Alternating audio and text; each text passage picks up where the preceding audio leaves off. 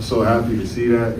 Comets is our historic franchise, a historic brand that kickstarted the WNBA. The Connecticut Sun being sold to Houston is kind of wild, but not at all surprising. The WNBA has always stepped in to make sure whatever moves were being made were best for the league. I mean, those first few years, the WNBA was literally placing the best players where they needed them to make and keep the league competitive. And the Mohegan Tribe were looking to sell the Sun, so that was going to happen regardless. But why Houston? How Houston? Especially ahead of Boston and Philly and Detroit. And as much as every season ticket holder and diehard Connecticut fan has every right to be upset, how is this actually a good thing for WNBA fans? So looking at the Sun, they're owned by the Mohegan Tribe in Connecticut. The arena is attached to their casino and the team shares some facilities with the public. The Tribe has been dealing with some financial issues for a minute now, somewhat made worse by that last overseas casino project they doubled down on. Now, this was before the new CBA, but they had to be aware changes were coming, to whereas they couldn't keep skating by with the bare minimum for their players. Under the new CBA, owners must invest significantly more into the player's salary, charter travel, housing, and other basketball operations, and specifically for this team, rehab and training facilities. The Sun were no longer a low-cost franchise to maintain, and the Tribe did keep the team alive for years, but in the new financial era of the league, it would make it too hard, a different type of commitment they don't really want to spend the energy on, let alone the money. The Mohegan Tribe purchased the Orlando Miracle back in 2003 and relocated the team to Connecticut. They paid about $10 million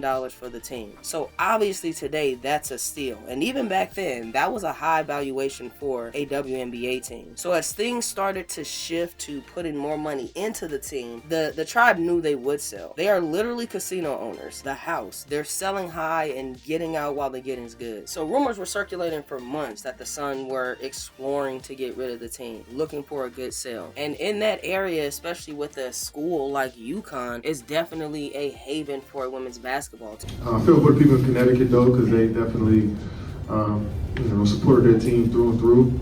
But they got UConn's women's basketball. They'll be all right. So it wasn't just looking to sell, it was looking to find a good home for the team, especially if it could stay in that Northeast region. So they did put the team on the market, taking meetings with potential buyers. It was reported they had multiple bidders, and there was that moment when the public found out. Their mayor even stepped in and tried to say, hey, don't take our team away. And they're still trying to rally the fans, specifically to at least try to keep the team in the region, sell to Boston, so technically it's close and maybe some ticket holders can still make it. But ultimately, it doesn't look like the Boston offer was serious enough. It was there, but not meaningful enough for the league to sign off. We don't know what the other offers really were, but in the end, it doesn't really matter. The Fertitta family checked so many more boxes than whoever else wanted this team. The consensus is their offer was actually worth the full $300 million, which puts the Sun franchise in that top tier of franchises, immediately throwing them up there with the Aces or the Fever, also helping increase the valuation for the other teams in the league. So already the W is happy with that. To sweeten the pot, this family already owns the Houston Rockets, which gives you immediate access to the Toyota Center, an NBA-ready arena, a huge media market, and deep pockets from an ownership group that already has NBA experience. This family also owns casinos, restaurants, hotels, so of course the league trusts the backing this family has on top of everything else they have to offer. And somewhat lastly, but excitingly appealing, is bringing back the Houston Comets. Shout out to the Fertittas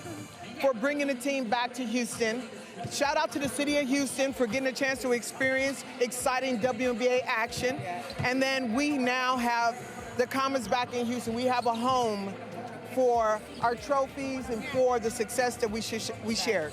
The only team to win 4 straight championships, the first dynasty in this league. Bringing them back to Houston is a huge nostalgia factor, especially considering how the league wants to grow into this new identity and for marketing purposes over a handful of years. Now, the Sun won't actually relocate and change names until 2027, so they will get their final season in Connecticut for 2026. But that also means with Houston off the expansion board, you really get to zoom in on places like Boston, who still have a bid for a team and they aren't necessarily off the list, and it would be a great market. Now they know what the W is looking for. You also have Philadelphia coming in on the next expansion wave. Big market, a big sports culture, and then you still have Detroit in the running to make another historic comeback for a WNBA team, and you have Cleveland pretty much confirmed to come back in 2028. So why is this good for the fans, the overall health of the league? The WNBA is intentionally avoiding overexpansion, especially too quickly. That 4-team expansion draft back in the year 2000 still haunts them. It was too big, too fast, and by the time they were ready to hand the teams off to other ownership groups, they just weren't ready. So they want to expand strategically, intelligently. They want wealthy, stable ownership groups and markets with some infrastructure.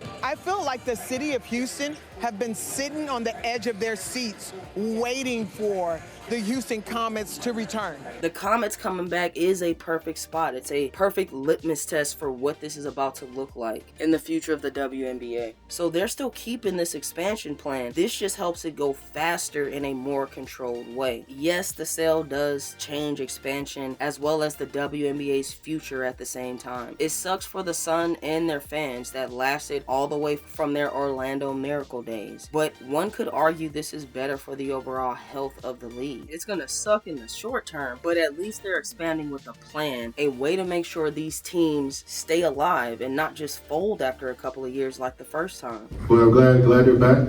Glad we can honor the legends that played for the Comets. Can't wait to see WNBA basketball in Houston. Don't forget to like and subscribe, players.